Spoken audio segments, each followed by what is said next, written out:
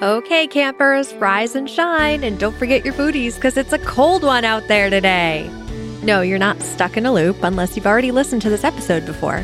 But today's episode is all about a seemingly silly holiday that has a fascinating history behind it and a 1993 movie that probably helped it become most likely permanently attached to Bill Murray.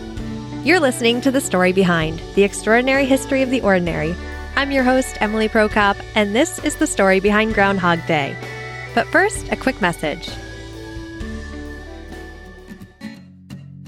Did you know Emily Prokop wasn't always my name? It's my married name. And since taking the name a few years back, I've heard all sorts of mispronunciations and misspellings my husband never warned me about before getting married. Spell check likes to suggest pork chop as my last name.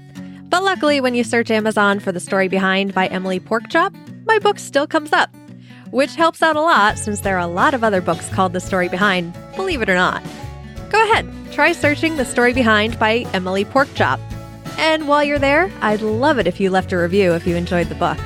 Me and the rest of the Porkchop family, thank you so much.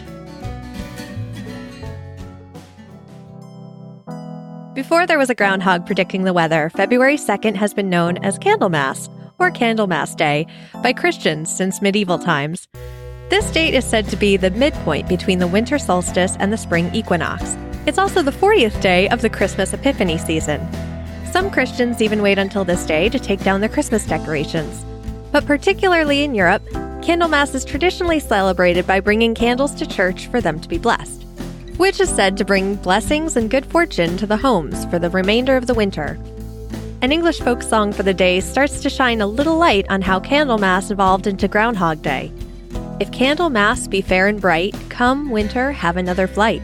If Candlemas brings clouds and rain, go winter and come not again.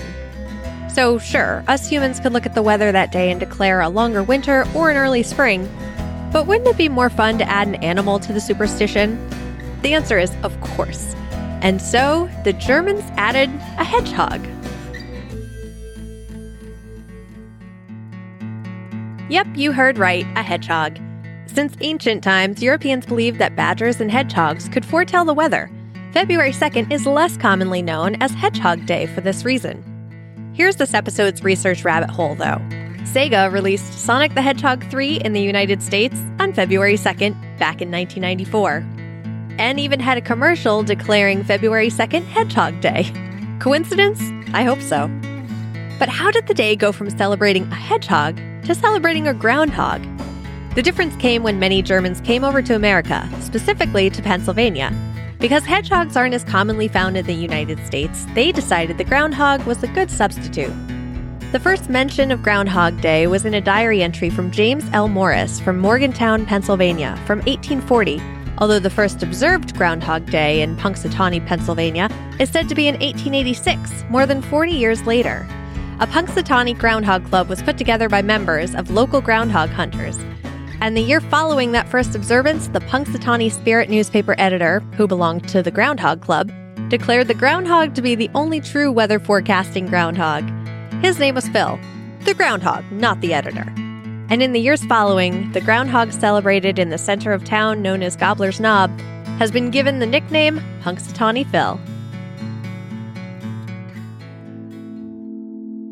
Now this year, Punxsutawney Phil has predicted an early spring, which is actually a rare forecast from him. I seem to recall us in Connecticut being mighty annoyed at the groundhog whenever he predicts 6 more weeks of winter because, I don't know about you, but by this time every year, I am done with the snow and the cold. But if you're like me and don't always like his prediction, you'll be happy to know the National Climatic Data Center and the Canadian Weather Service have said that Phil has only a 40% success rate with his predictions. One of the things he probably didn't predict was the success of the 1993 movie Groundhog Day, starring Bill Murray.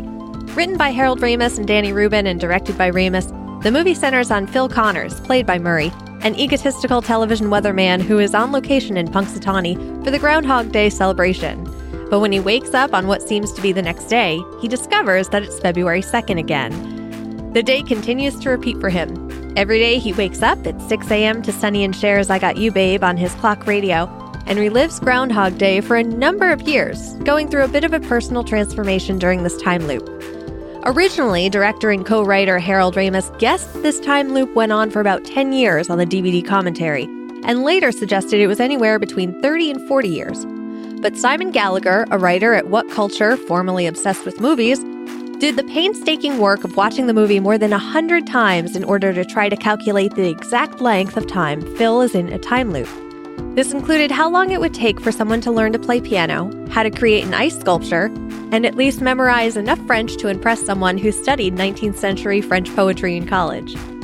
The final total Gallagher came up with is 12,395 days, which equals 33 years and 350 days. And in case you're looking for a sequel, it was announced today, February 2nd, 2019, that a virtual reality game called Groundhog Day, Like Father, Like Son, will be released, in which Phil Connor's son, Phil Connors Jr., will find himself in a similar time loop. Information for this episode was sourced from groundhog.org, history.com, time.com, and more links which can be found in the show notes at thestorybehindpodcast.com. By the way, if you want to learn more about the animal groundhogs, check out this week's episode of Varmints. This week on Trivia Tuesday in the Story Behind discussion group on Facebook, Glenn posted Forte and Foible both come from swordplay. Adam posted the Imperial Palace in Tokyo has a collection of the most impressive bonsai trees in the world, including one that has been maintained for over 550 years. Moxie posted the first absorbable sutures were made from catgut, like violin strings, though it came from the intestines of cows and sheep, not cats. John posted from the bottled water episode, it's pronounced Saratoga Springs, not Sarasota Springs. Originally, I said Sarasota Springs in that episode, so thank you, John, for correcting me, and that episode has been re-released with a correction. He also posted, fun fact, there are approximately 21 mineral springs throughout Saratoga Springs. Did I say it right this time? Yes. And their flavors change throughout the year. And he lives in Saratoga, and he's sampled all the springs. Jeffrey posted, Sandra Diaz Twine is the only person to have won the reality TV show Survivor twice, doing so in Season 7 in Survivor Pearl Islands and Season 20 in Survivor Heroes and Villains. If you'd like to talk about trivia you pick up during the week and have it read on the show, join the Story Behind discussion group on Facebook. This episode was brought to you by the Story Behind executive producers, who support the show through the Patreon page at patreon.com/thestorybehind, and who get access to the full scripts of these episodes before they even go live, and a bonus episode every month. The full list of executive producers can be found at thestorybehindpodcast.com/executive producers. Thanks for listening.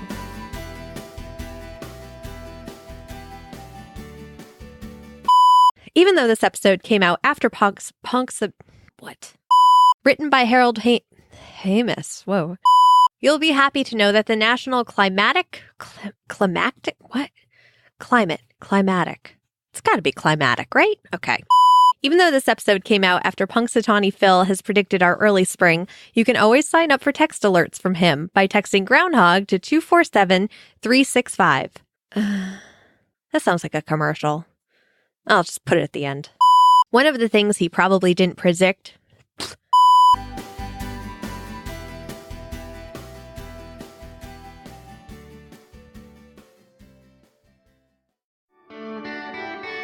Okay, campers, rise and shine, and don't forget your booties, because it's a cold one out there today. No, you're not stuck in a loop unless you've already listened to this episode before. No, I'm just kidding. You are not reliving the story behind Groundhog Day. Gotcha!